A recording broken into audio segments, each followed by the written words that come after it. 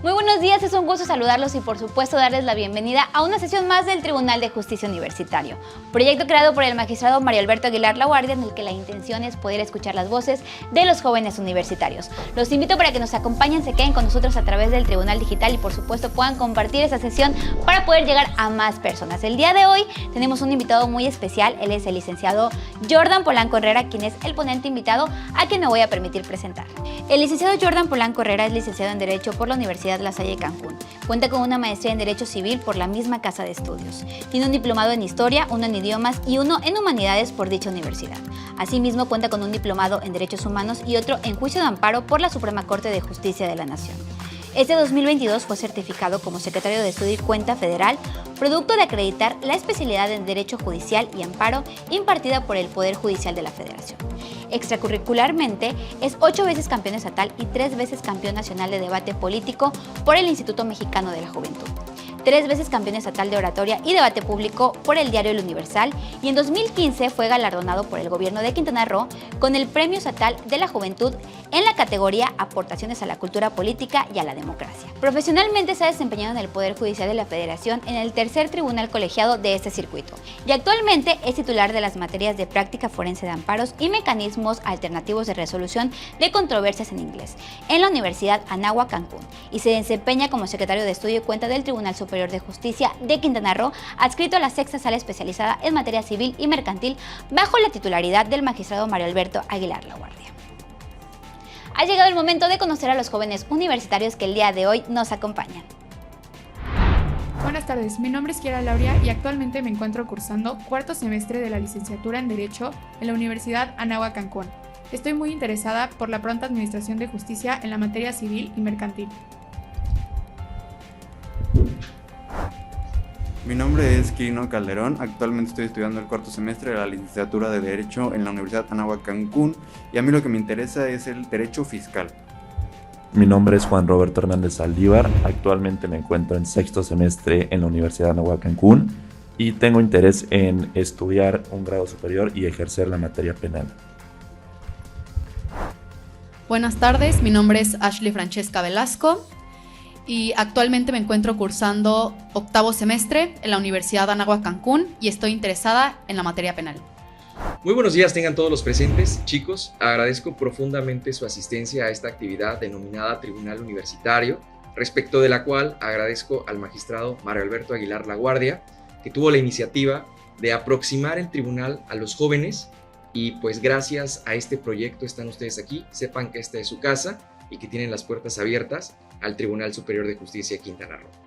El día de hoy voy a tener la oportunidad de poder dialogar con ustedes respecto de un tema jurídico de interés derivado de una sentencia que tuve la oportunidad de conocer y resolver. Por cuestión de confidencialidad no se revelará ningún dato relativo a la sentencia. Por consiguiente nos referiremos a la información esencial, a las dificultades, a los retos y a la resolución de la misma de manera abstracta, reitero, sin tocar ningún tipo de dato que permita identificar las especificaciones del expediente per se. En ese sentido, me gustaría introducir el tema que vamos a tratar el día de hoy. Nos vamos a concentrar en abordar el principio superior de la niñez, pero ahora ante el reto y en el contexto de la pandemia. Es de explorado derecho que el principio superior de la niñez es fundamental para que todos, tanto operadores jurídicos en el ámbito de litigio como operadores jurídicos en el ámbito jurisdiccional, pues lo usemos y lo contemplemos. Pero ¿qué ocurre con este principio ante el coronavirus? Se modifica, cambia, las necesidades del menor son las mismas en la pandemia que antes de la pandemia, y pues sobre eso vamos a reflexionar. Ahora, para tal efecto, me gustaría que empecemos delimitando una serie de conceptos que yo voy a poner sobre la mesa. Al respecto, quiero escuchar sus opiniones, quiero ver cuáles son sus inquietudes como estudiantes de Derecho y, por supuesto, cuáles son sus perspectivas. Una vez de que agotemos la parte conceptual, procederemos al análisis del caso concreto. Al respecto, yo les voy a exponer cuáles fueron las dificultades que se presentaron para resolver este asunto. También voy a abordar con ustedes cuáles fueron las posibilidades para resolver este asunto. Quiero escuchar qué hubieran hecho ustedes como juzgadores para resolver el caso y pues de forma posterior compartiré cuáles fueron nuestras conclusiones a efecto de que podamos pues sacar el mayor provecho a esta dinámica. Sentado lo precedente, voy a poner la primera pregunta sobre la mesa y tiene que ver con el concepto como tal del principio del interés superior de la niñez. Quisiera escuchar qué es para ustedes el principio del interés superior de la niñez. Claro, el principio del interés superior del menor o de la niñez es el que se observa por parte del gobierno, que es proteger las necesidades de los niños. Este principio se observó y se toma en cuenta en el momento de la elaboración de las leyes, como es la Ley General de Derechos de Niñas, Niños y Adolescentes, y como tenemos la Convención sobre Derechos del Niño. Roberto, manejaste el tema gobierno. ¿Podrías comentarnos a qué te refieres cuando mencionas el gobierno? Claro, el Estado. El Estado. ¿Y a qué te refieres? Si puedes tomar tu micrófono. El Estado. ¿A qué te refieres con el Estado? Lo que viene siendo el Poder Judicial para que juzguen y lleven a cabo su control de convencionalidad respetando este principio. Kiara, ¿qué le aumentarías a ese concepto? ¿Qué es para ti el concepto de Estado también dentro de la definición que manejó Roberto? ¿Cómo complementarías? Pues yo creo que dentro del Estado entran todos los órdenes de gobierno y bueno, a su vez, como dijo el licenciado, este principio está elevado a rango constitucional, lo podemos observar en el artículo 4 constitucional, que menciona que los niños, niñas y adolescentes tienen derecho a la salud, a la educación, entre otros más. Y a su vez también está, digamos, en una ley secundaria que viene siendo la Ley General de Niños, Niñas y Adolescentes, y a su vez en la Convención de los Derechos de los Niños. Y bueno, este principio tiene el objetivo de buscar la satisfacción de las necesidades de los niños, niñas y adolescentes. Y el Estado, digamos, tiene esta obligación de cuidar esta supremacía de niños, niñas y adolescentes y buscar las medidas adecuadas y la toma de decisiones adecuadas para no vulnerar a esta población, a este sector de la población. Kiara, mencionas algo fundamental, que es el reconocimiento del principio del interés superior de la niñez en la Constitución. Quirino, ¿consideras relevante respecto de lo que han comentado tus compañeros del principio del interés superior de la niñez, que este se encuentre reconocido en la Constitución? Sí, yo creo que es fundamental porque, pues bien, en la Constitución vienen todas las garantías que tiene uno y yo creo que el interés superior del menor es algo importante y que en todo momento se tiene que tomar en cuenta en cualquier ámbito familiar, penal, porque son la población más vulnerable que tenemos y que no tienen capacidad de ejercicio, que están pues a merced de un tutor o de sus padres. Entonces el Poder Judicial tiene que pues darles una garantía de que siempre van a tener en cuenta su bienestar. Francesca, Quirino comenta una situación muy especial y es el estado de vulnerabilidad de los menores. Comenta él que son pues tal vez el grupo más vulnerable. ¿Tú considerarías que los menores son el grupo más vulnerable? No consideraría que los menores son el grupo más vulnerable, ya que estos no se encuentran reconocidos en el artículo 1 de la Constitución. Sin embargo, debemos recordar que los menores no tienen la capacidad legal para actuar por sí mismos y por lo tanto, en el compendio de derechos humanos que considera la Constitución, estos deben de ser protegidos y por lo tanto el interés superior de la niñez debe de estar establecido en esta.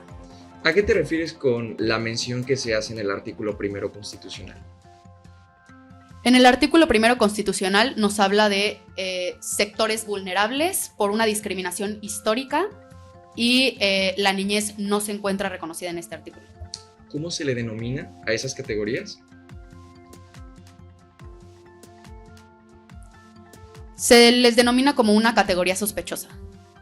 Chicos, acaba de tocar un tema fundamental, Francesca, y es que las categorías sospechosas, en efecto, pues son categorías que históricamente han hecho que las personas sean discriminadas o marginadas, y ante la identificación de estas categorías, como juzgadores y como operadores jurídicos, tenemos la obligación de cerciorarnos de que no exista respecto de ellos ningún ápice de discriminación, en aras de garantizar su derecho a la igualdad y a la no discriminación.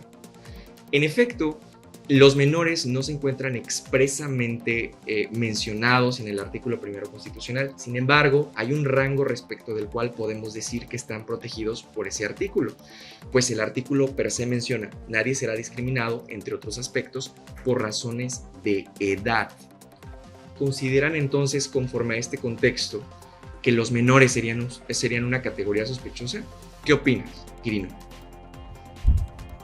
Pues yo opino que sí, porque al final, como lo dije anteriormente, no tienen capacidad de ejercicio. Ellos no pueden decidir por sí mismos qué hacer, entonces el Estado tiene que garantizar su bienestar. Roberto, ¿tú denominarías a un menor como parte de una categoría sospechosa? Aquí es importante observar dos puntos de vista. El primero es el que nos menciona el artículo 4, que protege el interés superior del menor, y como usted dice en el artículo 1, que se hace una diferencia, que nadie podrá ser discriminado por temas de edad. Entonces, yo considero que un menor no es una categoría sospechosa, ya que está tutelado su derecho en el artículo 4 y a su vez no viene explícitamente en el artículo 1. ¿Sería la condición de menores un rasgo por el cual históricamente se le haya discriminado a las personas que no tienen 18 años? ¿Qué opinas, Kiara? Si me permite agregar al comentario del licenciado, yo sí pienso que el artículo 1, al referirse a todas las edades, sí está contemplando a los menores de edad, y no únicamente por que diga menores se refiere a eso. Digamos, si dice todas las edades, los menores son los que tienen entre 1 a 18 años, entonces sí están, digamos, contemplados en este artículo 1, aunque no sea de una forma explícita y más implícita. En efecto, chicos, conforme a lo que comenta Kiara, podemos considerar que si la Constitución expresamente nos dice en el artículo 1 constitucional que nadie será discriminado por razón de edad, cualquier rango de edad pudiera ser sujeto de discriminación. Por consiguiente, tenemos que ser muy observadores de cuáles son las circunstancias de la persona que está ante nosotros y verificar que su edad no sea una razón de discriminación. Considero que sí ha sido motivo histórico de discriminación el tema de la edad, máxime que incluso personas de edad como parte de movimientos históricos han sido vulnerados incluso por el Estado. No olvidemos lo que ocurrió con la matanza de Tlatelolco, donde menores de edad junto con mayores de edad se manifestaron como estudiantes y se encontraron o se ubicaron en una posición de vulnerabilidad. ¿Qué ocurrió al respecto? Sus derechos humanos fueron violentados. Entonces considero que los menores, aunque tengan el principio del interés superior de la niñez reconocido en el artículo 4 constitucional, también podrían encuadrar una categoría sospechosa atendiendo a las circunstancias concretas de cada caso. Recuerden que en derecho todo es casuístico y no podemos aplicar reglas generales en tanto no conozcamos las particularidades de cada asunto. Agotado lo anterior, me gustaría escuchar aquí algo interesante que me parece de avanzada conforme a los criterios emitidos por la Corte Interamericana de Derechos Humanos, que es el rango en el cual se encuadra la niñez. ¿Qué rango de edad para ustedes actualiza la niñez? ¿Kiara? Digamos, la niñez para mí sería entre 1 a 12 años. Pero ya si hablamos, por ejemplo, de adolescencia, pues sería de 12 a 18. Entonces, varía. ¿Qué opinas tú, Quirino? Para mí igual sería como entre el año y los 12 para la niñez, y a partir de ahí yo diría que a lo mejor hasta los 16, porque ya de 16 a 18 siento que el mismo Estado te da ciertas libertades, ¿no? Como sacar tu licencia de conducir o cosas por el estilo, viajar solo adentro del país. Entonces yo diría que como por ahí. En este caso, si mencionan ustedes de 1 a la edad que refirieron, entonces, por ejemplo, una persona de 6 meses no sería un niño. Una disculpa, entonces prácticamente sería desde la concepción que el niño ya tendría la capacidad de goce y ya estaría contemplado dentro de esta protección. Interesantísimo, desde la concepción. Francesca, Roberto, ¿ustedes creen que la niñez abarca de la concepción hasta los rangos de edad de 16 a 18 años? No, toda vez que anterior a la concepción ya es considerada vida humana y por lo tanto es considerada ya una niñez posterior a los 3 meses de gestación. Roberto, ¿tú opinas que la niñez abarca de los 3 meses de gestación hasta los 18 años? Considero que desde la concepción hasta los 16 años. Es importantísimo este tema. ¿Cuándo inicia la niñez? ¿La niñez inicia cuando se concibe el producto? ¿Cuando este alcanza 3 meses? ¿Cuándo comienza la niñez? Genuinamente quiero escuchar sus perspectivas. ¿Qué opinas, Kiara? ¿Cuándo inicia la niñez? Pues después de escuchar los distintos puntos de vista, yo reafirmo que sí es desde la concepción e incluso me gustaría agregar la figura del derecho romano en nasciturus, el ser concebido que no ha nacido. Y aquí podemos ver que desde ese momento ya tiene esta capacidad de goce, esta protección del Estado de sus derechos. Entonces, sí, efectivamente no estamos hablando de un niño como tal, pero ya hay, digamos, un producto que pues representa la vida y que posteriormente en 9 meses será un niño. Entonces yo creo que desde este punto ya el Estado ya está tutelando a este ser. Entonces, ¿pudiéramos aplicar el principio del interés superior del menor para frenar las decisiones que se han tomado respecto de aborto? Vuelvo al mismo punto, Quirino. Compárteme, ¿cuándo inicia la niñez en el desarrollo de un ser humano? Y más importante aún, entonces, el aborto bajo esa perspectiva, el aborto pudiera frenarse por el interés superior del menor. Porque entonces el producto, al ser un menor, pues ¿cómo vas a vulnerar el principio del interés superior del menor si desde que se concibe es un menor? Pues yo pensaría, o sea, que es a partir como de los 3 meses que en algunos estados te dan la opción del aborto hasta los 3 meses o no me acuerdo cuántas semanas son.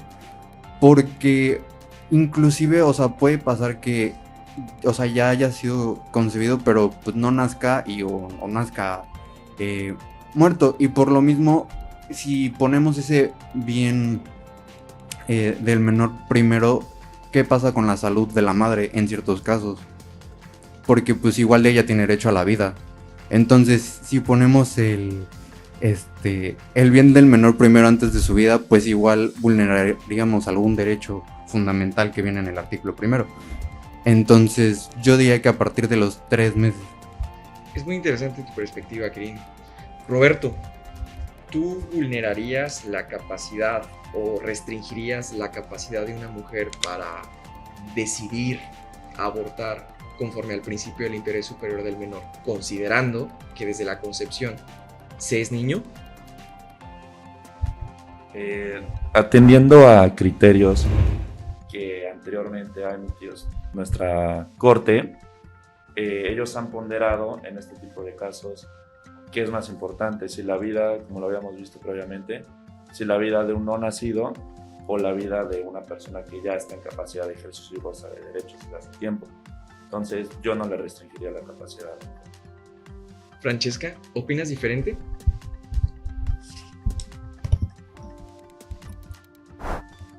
Tomando en cuenta que el Estado no permite el aborto posterior a los 3 meses, ya que ya es considerada una niñez, sí le restringiría ese derecho a la mujer por un interés superior del menor, si es que el producto ya tiene 3 meses, como el Estado lo determina. De acuerdo. Me parecen fascinantes sus perspectivas. Conviene decir que al respecto, la Corte Interamericana de Derechos Humanos ha dicho: desde la concepción se es un ser humano. Se es un ser humano desde el momento en el que un ser se concibe. Sin embargo, el ser humano, a lo largo de su desarrollo, a lo largo de su vida, tiene etapas. La etapa de niño comienza con el nacimiento. en el momento en el que el ser humano nace, se convierte en un niño. Y a partir de ese momento del nacimiento, se encuentra protegido y revestido del interés superior de la niñez. De forma previa al nacimiento, sigue siendo un ser humano. Es un ser humano, producto de tutela estatal, producto de protección estatal, pero no puede considerarse como niño, en tanto niño es la etapa que se vive, conforme a la Corte Interamericana y conforme a la OMS, a la Organización Mundial de la Salud, desde el nacimiento hasta los 18 años de vida. Respecto al comentario que se hacía de que los menores pueden considerarse hasta los 16, porque a los 16 uno ya tiene esta edad del consentimiento, es criterio reiterado de la Corte Interamericana que esas ideas deben superarse, máxime que ya no se permiten los matrimonios a los chicos de 16 años y de 17 años, y ahora la tendencia es restringir la posibilidad de ellos de contraer matrimonio hasta los 18, porque se entiende que no hay como tal una madurez a esa edad para tomar una decisión tan trascendente como lo es pues, cambiar tu estado civil, y por consiguiente también se entiende que la niñez tiene que abarcar hasta los 18 años. Entonces es fascinante lo que ustedes comentan, pero como criterio de la Corte, como criterio de la Organización Mundial de la Salud, niño es aquel ser humano que va desde el nacimiento hasta los 18 años, y por consiguiente, antes del nacimiento estamos en presencia de un ser humano, pero todavía no ha entrado a la etapa de niño, está en la etapa de ser humano en gestación, que al nacer pues se convertirá en el niño. Por lo tanto, no sería prudente aplicar el interés superior de la niñez como un argumento para coartar el derecho de las personas gestantes para poder tomar la decisión de abortar dentro de los márgenes de la legalidad. Sabemos que no es una cuestión que se pueda tomar a la ligera, que hay márgenes muy específicos, como ustedes mencionaron, dentro de los 3 meses, por ejemplo, de la gestación. Bajo esas perspectivas, insisto, no sería un argumento decir que por el interés superior del menor podemos coartar el derecho de las mujeres para poder tomar, o de las personas gestantes, para poder tomar una decisión de esta naturaleza. Sentado lo precedente, chicos, vamos a tocar otro tema. Y este tema que me gustaría tocar con ustedes es el de la aplicación del principio del interés superior del menor. Que por cierto, conviene hacer una delimitación. ¿Es sinónimo el principio de interés superior del menor con principio del interés superior de la niñez? ¿Qué opinan? ¿Podemos usar estos términos indistintamente o existe alguna precisión que debamos de hacer? Se pueden utilizar indistintamente. ¿Tú compartes, Quirino? Sí, yo también pienso lo mismo. ¿Qué opinas tú, Kiara? Yo comparto la misma perspectiva, ya que al referirnos con niñez y menores estamos hablando del mismo grupo. ¿Y tú, Roberto? Estoy de acuerdo. Pues les tengo una novedad. Es tal vez un criterio de avanzada ahora que ya no se debe de manejar. Están familiarizados con lo que es el lenguaje inclusivo, donde ahora nosotros tenemos que ser muy sensibles como operadores del derecho a cada palabra que empleamos. En este sentido, ya no se ve como adecuado el término menor, porque de entrada es un término denostativo, ¿no? Menor. Estamos hasta cierto punto empequeñeciendo a la persona con el simple denominativo de menor, cuando en realidad simplemente nos estamos refiriendo a la etapa de la vida en la que se encuentra. Por consiguiente, ahora, ¿qué nos dice tanto criterios de la Suprema Corte como de la Corte Interamericana? ¿Cuáles son los términos correctos? Las directrices incluso para juzgar a la niñez nos dicen que los términos son niñez, infancia, niños, niñas y adolescentes. Entonces, no me parece que haya mala intención. Es difícil en ocasiones poder deshacernos del argot jurídico cuando hemos manejado por tantos años el concepto de menores. No lo veo yo como algo violatorio de derechos humanos per se referirnos a los infantes con esos términos. Sin embargo, sí sería adecuado que nosotros modificáramos nuestro lenguaje para emplear el lenguaje correcto y que podamos referirnos a ellos como infantes, como niños, como niñas, como adolescentes. Pues dicho esto, vamos a aterrizar ya la aplicación del concepto del interés superior de la niñez. Me gustaría saber para ustedes, porque es muy fácil pues encuadrarnos en la parte conceptual, ¿no? Sí, el interés superior de la niñez. ¿Cómo se aplica esto? cómo se come el principio del interés superior de la niñez en el día a día, cómo se materializa para los infantes que las autoridades, todas las autoridades estatales en el ámbito de sus competencias, se encuentren obligadas a vigilar de este principio. ¿Qué opinan? ¿Cómo lo aplicarías tú a la vida diaria, Roberto? Como operador del derecho, observando el mismo en torno a todas las actuaciones que emanen de mi parte y pensando como autoridad, pues observándolo en torno a lo que yo resuelva. ¿Qué opinas, Francesca? Lo que mencionaba mi compañero Roberto creo que es sumamente importante. En la aplicación de la norma siempre debe de ser considerado el interés superior de la niñez, ya que el Estado debe de garantizar el desarrollo integral de las infancias. ¿Qué opinas tú, Quirino? Pues de igual manera, o sea, siempre tomar en cuenta el interés superior de la niñez y pues, o sea, en todos los casos que conlleven niños, pues siempre sea, pues, muy tomado en cuenta el interés superior de la niñez en todos los casos y, bueno, dependiendo cada caso, pero en general. ¿Tú, Kiara? Sí, el Estado tiene la obligación de tomar en cuenta este principio en todos los casos que tenga que juzgar y debe velar por este bienestar de los futuros miembros de su sociedad.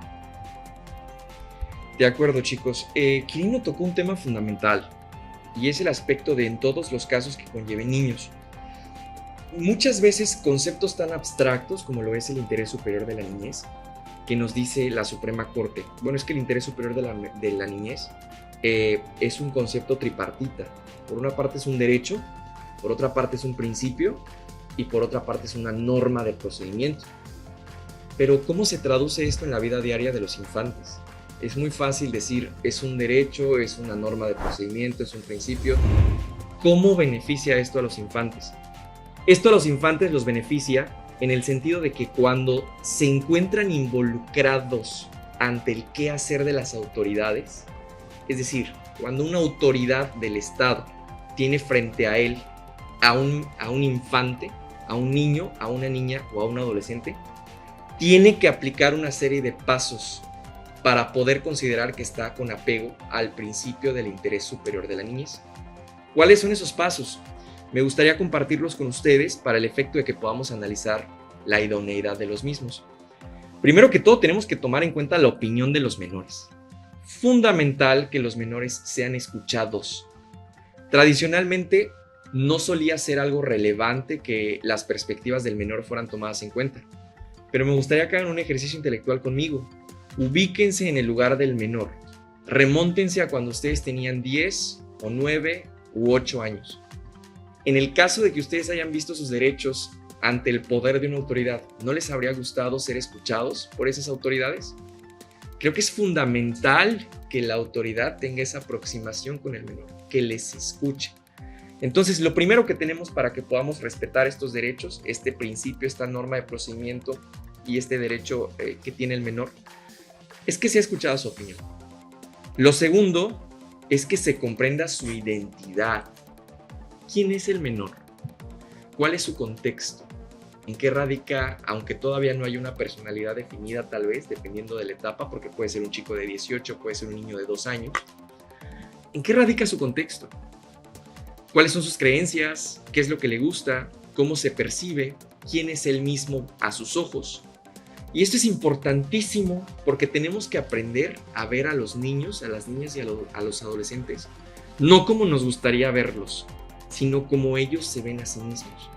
Tenemos que aprender a ver a los niños como ellos se ven a sí mismos. Acá hay una paradoja en la sociedad, cuando la sociedad te dice, sé tú mismo, sé quien tú quieras ser. Pero eso está bien en tanto encuadre con la sociedad, porque en el momento en el que ser tú mismo no encuadre con la sociedad, ahí vas a enfrentar discriminación. Y eso es lo que nosotros tenemos que combatir. Tenemos que aprender a ver a las personas y en especial a los niños como ellos se ven a sí mismos, libres de toda discriminación y con completa autodeterminación. Eso es lo importante, aprender a respetar cómo las personas se ven a sí mismas, porque finalmente ellos solamente inciden en el derecho de ellas y no tenemos nosotros ningún tipo de inferencia más que la obligación de respetar esa autopercepción de cada ser humano y en especial de los niños. Lo siguiente que se tiene que verificar es cuidar su entorno familiar. Se tiene que garantizar que el menor se encuentre en un entorno familiar, entendida la familia como el núcleo más cercano al menor, no necesariamente como el compartir vínculos sanguíneos. La familia del menor puede ser incluso las personas que están al cuidado de él en una casa hogar. Hay que verificar que el menor esté cerca de las personas con las que se siente cómodo, con quienes se siente familiarizado, las personas que han contribuido a su crianza. Insisto, con independencia de los lazos sanguíneos. En ese sentido, también se tienen que verificar una serie de aspectos para poder adentrarnos al menor como tal, y ello es su cuidado, su protección y su seguridad, sus necesidades físicas y psicoemocionales básicas. Verificar que el menor que esté ante nosotros se encuentre protegido físicamente y emocionalmente. El menor cuenta con casa, cuenta con vestido, cuenta con comida, cuenta con un padre o una madre que les protejan y que les den ese sentido de pertenencia y de seguridad. ¿O acaso el menor se ve violentado en alguna de estas esferas? ¿Está siendo privado de alimento? ¿Alguno de las personas que se encuentran a su cuidado no le está confiriendo esta protección? ¿Le maltrata psicológicamente? ¿Le maltrata por omisión? Tenemos que analizar la seguridad física y emocional del menor. Como siguiente punto, también se tiene que analizar la situación de vulnerabilidad. Adicionalmente a su edad, ¿el menor encuadra en alguna categoría sospechosa? ¿Se trata a lo mejor de un menor con discapacidad? ¿De ser una persona con discapacidad, tendría algún tipo de necesidad especial? Tenemos que analizar las particularidades del menor que está frente a nosotros. Y por último, dos derechos que son fundamentales que tenemos que verificar en los menores cuando están frente a nosotros es su salud y su educación.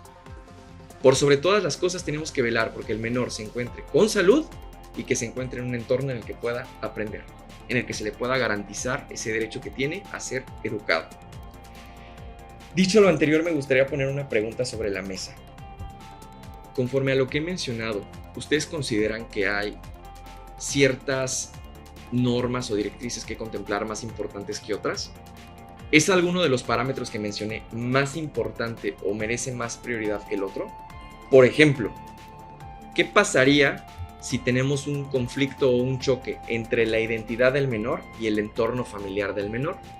Por ejemplo, un menor cuya identidad de género y expresión de género sea transexual.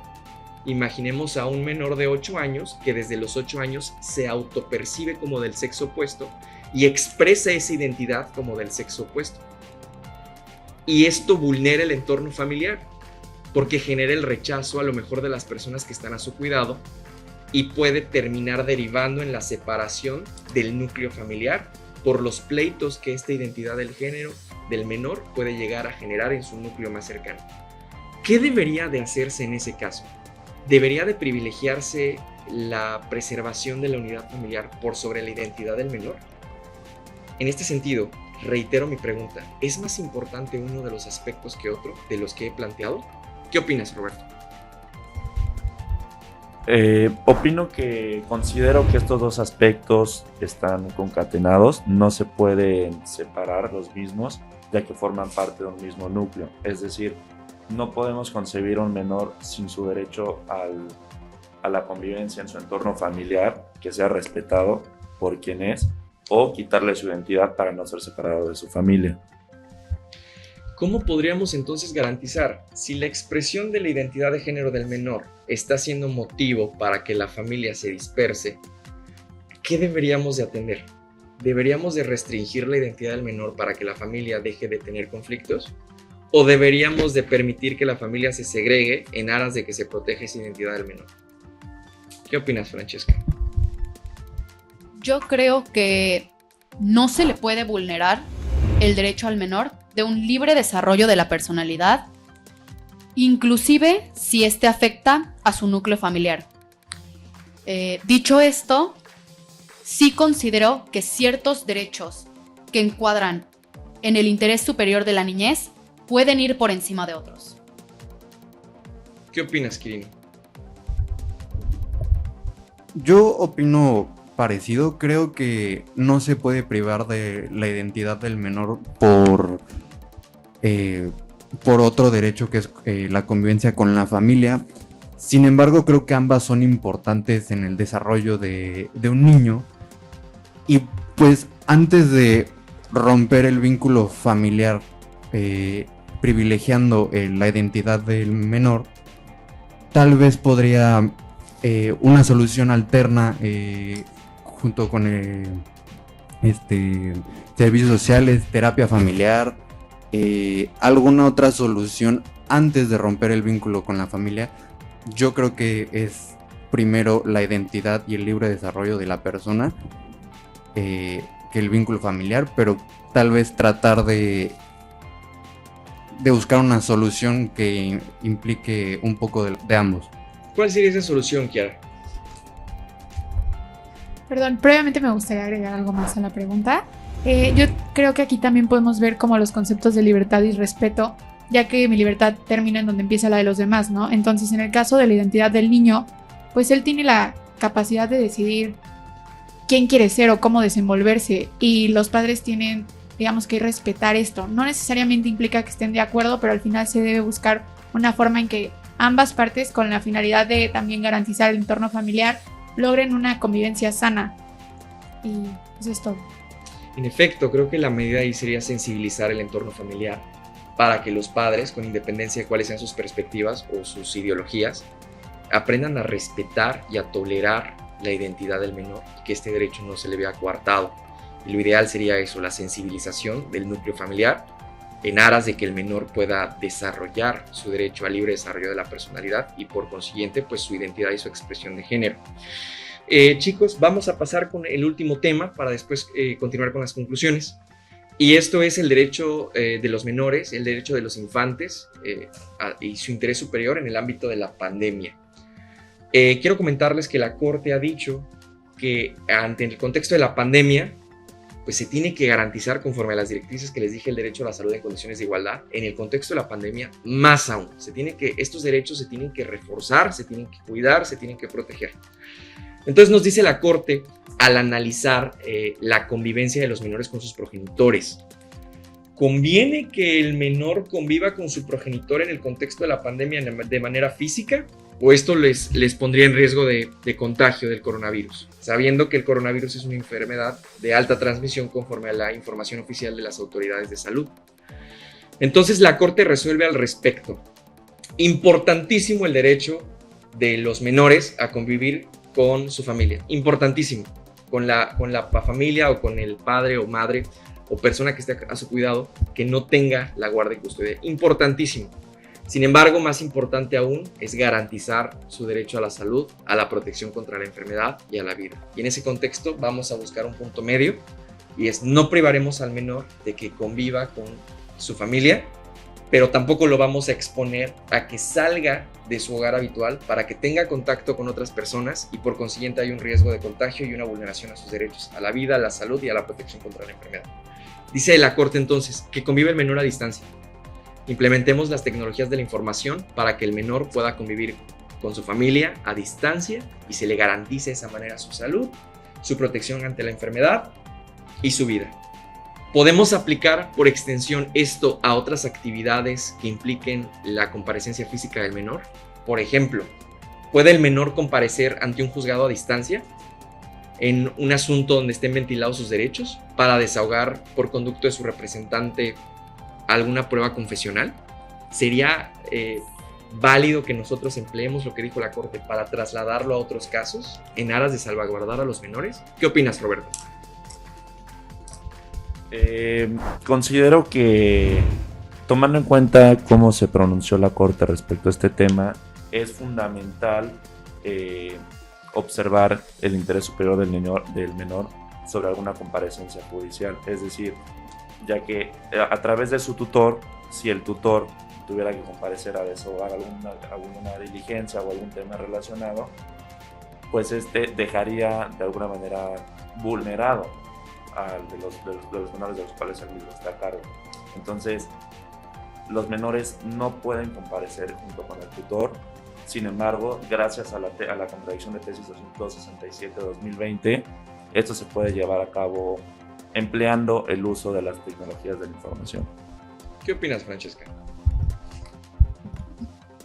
Esa contradicción de tesis me parece un precedente sumamente importante y sumamente trasladable a otros casos, ya que se otorga este medio tecnológico pues para resolver la controversia. Siempre se debe de tomar en cuenta la obligación del tutor de presentarse, pero no se debe de dejar a un lado el interés superior del menor.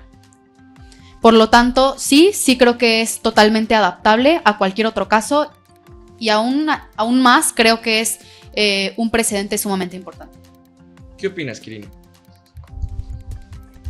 Yo pienso lo mismo, pienso que sí se puede adaptar a que comparezca el menor de manera digital. En materia penal en algunas ocasiones se llega a hacer. Yo creo que tomando en cuenta el interés superior de la niñez, no creo que hubiera problema. Al final en otras audiencias se está haciendo de esa manera. Yo pienso que se puede adaptar sin ningún problema. ¿Tú qué opinas, Kiara? Yo también pienso que se puede adaptar sin ningún problema, ya que aquí, predominando el interés superior de la niñez, lo que se busca es eso, la protección del niño. Y si la audiencia se lleva también de forma, bueno, a través de los medios, de las tecnologías de la información, también se está salvaguardando este derecho del niño a la salud, a la vida, a su protección. Entonces yo considero que es una medida adecuada. Sentado lo precedente, voy a exponer de qué trató el caso y cómo se resolvió para que ustedes me den su conclusión respecto de cómo hubieran ustedes resuelto el asunto. En este caso, nosotros tuvimos a un grupo de personas que se encontraron demandando la acción para pedir la indemnización por daño moral. Esta acción para pedir la indemnización por daño moral, insisto, fue promovida por un grupo de personas. La promoción de la acción se suscitó antes de la pandemia y al momento de la pandemia diversos de los actores que son de una nacionalidad extranjera, no son mexicanos, pues regresaron a sus lugares de origen. Uno de estos comparece al juicio por sí mismo y en representación de sus menores. Entonces, esta persona que se encuentra reclamando el daño moral, que comparece al juicio en representación de sus menores, por razón de la pandemia, ya no se encontraba en México y se trasladó a su lugar de origen, que sin decir cuál es, pues se encuentra a una distancia muy lejana de México. El juicio se sustancia en sus trámites procesales hasta llegar a su etapa probatoria, y en la etapa probatoria llega el momento en el que viene la audiencia de desahogo de pruebas. Y esta persona, este actor, que es padre de 2 menores hijos, tiene que comparecer en la audiencia para desahogar una prueba confesional a su cargo. Sin embargo, se encuentra en un país extranjero y al cuidado de 2 menores hijos. En este caso, el caballero no acude y presenta un escrito ante el juzgado diciendo: no puedo acudir a la audiencia porque por motivo de la pandemia me encuentro en mi país natal. Mi país natal se encuentra cerrado, no me permiten salir de él. Y en adición a ello, yo pues me encuentro viudo, mi esposa falleció hace no mucho tiempo y uno de mis menores hijos pues es una persona con discapacidad. Tiene en este caso un cuadro de epilepsias y una cuadraplegia cerebral. Entonces me encuentro al cuidado del mismo las 24 horas, los 365 días del año. Por tal razón, si yo los dejo al cuidado de una persona extraña, los voy a vulnerar en aras de que yo acuda solo a México para poder desahogar la prueba. Por el contrario, si yo decido no encontrar a alguien extraño para que los cuide y los traslado conmigo, pues los voy a exponer a un traslado que implica contacto con otras personas que puede poner en riesgo su salud, y no podemos vulnerar la salud de un niño, menos aún podemos vulnerar la salud de un niño con discapacidad. Entonces, esas situaciones fueron expuestas al juez y el juez dijo: La prueba confesional fue ofrecida para que la desahogues de manera personalísima. Por consiguiente, lo que yo decida no incide en los menores. En ese sentido, como no va a incidir en los menores y tu documento no me justifica ninguna incapacidad tuya física para poder comparecer, pues se te tiene por no justificada tu falta y se te declara confeso. Respecto de esta decisión, promueven en tiempo y forma el recurso de apelación, del cual nosotros conocemos. Y pues lo que tenemos que dilucidar aquí es, ¿podemos nosotros hacer extensivo el interés superior del menor al representante de los menores? Es decir, ¿podemos proteger al representante sabiendo que está representando a los niños en este asunto? ¿Sería válido el dilema del apelante de que viajar sin sus hijos sería ponerlos al cuidado de un extraño y viajar con ellos sería arriesgarlos al contagio del coronavirus? Por consiguiente, ¿sería esto una razón válida para que el caballero pudiera tener justificada su inasistencia?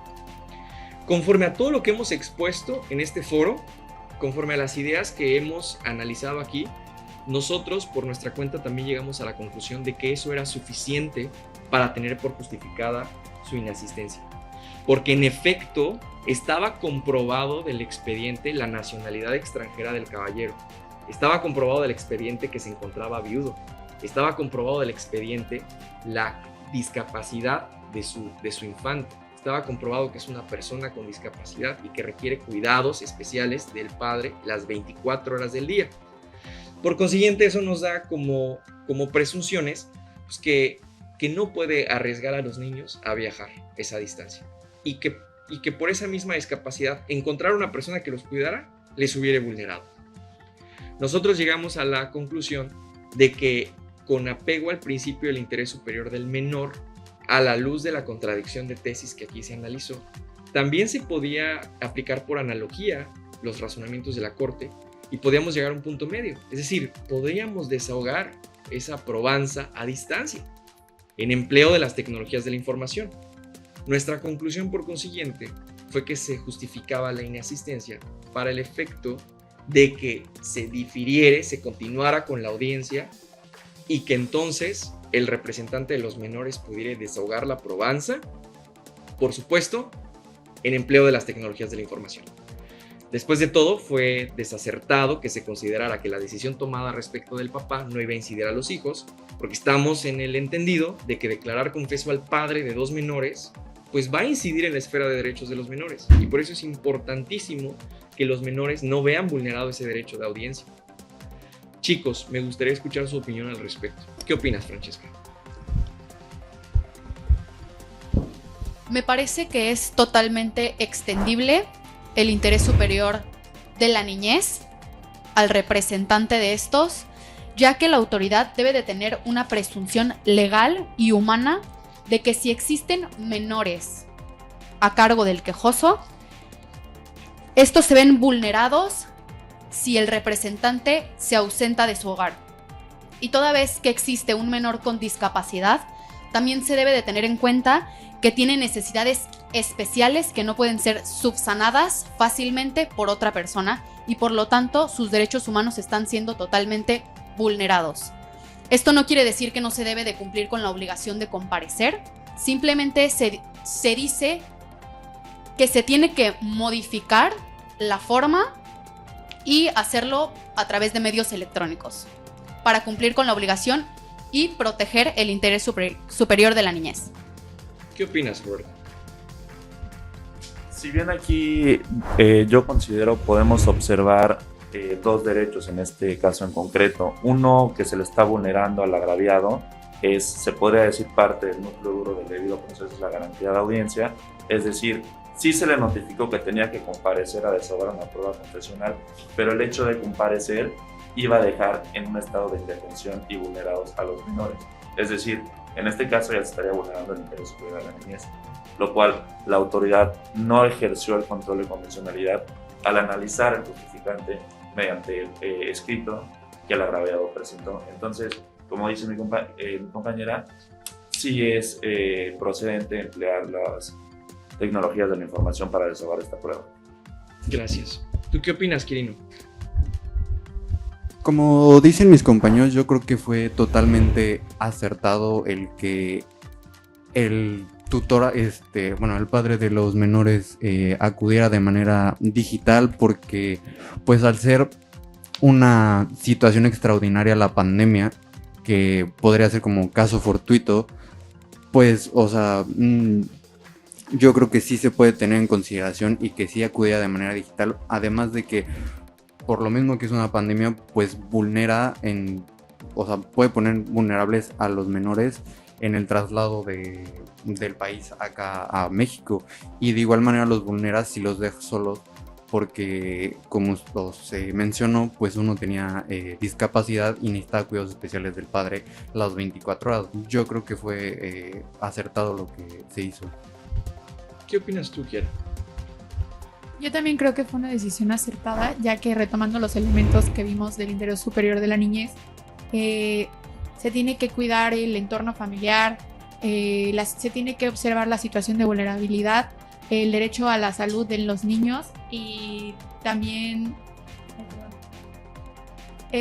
bueno, estos elementos los podemos ver observados en este caso que se plantea, y al ser el padre la única el único miembro de familia que tienen estos niños y el niño que está en esta situación de vulnerabilidad, pues podemos observar que la convivencia entre ellos es directa y necesaria, y que efectivamente el padre no podía pues viajar sin sus hijos, ya que los iba a exponer si los dejaba con otra persona, o incluso si viajaba y regresaba también los iba a exponer y los iba a dejar en una situación de vulnerabilidad incluso peor, sobre todo para el menor que se encontraba ya con una discapacidad. Entonces yo creo que fue la decisión más acertada que se podía tomar. Muchas gracias, chicos. Pues en efecto, de esta manera concluiríamos. Creo que estamos de acuerdo que es necesario, como parte de la observancia al principio del interés superior de la niñez, poder emplear los criterios de la Corte de manera extensiva, analizando las circunstancias concretas de cada caso. Y en este caso, las circunstancias concretas nos demuestran la necesidad de aplicar esta medida de que el padre de los menores comparezca a distancia para garantizar los derechos a la salud, a la protección contra la enfermedad y a la vida de los menores. Insisto, porque está demostrado con las circunstancias concretas del caso. Chicos, gracias por formar parte de esta experiencia, gracias por formar parte del Tribunal Universitario y gracias por aproximarse a la justicia. Esta es su casa. Muchas gracias por participar de esta actividad.